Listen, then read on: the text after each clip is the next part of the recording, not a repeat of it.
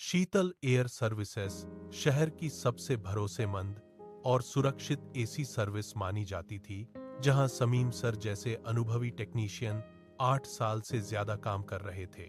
लेकिन जब सस्ते, कम अनुभव वाले टेक्नीशियन आए, तो लोगों ने सस्ते दामों के लालच में उन्हें काम देना शुरू कर दिया।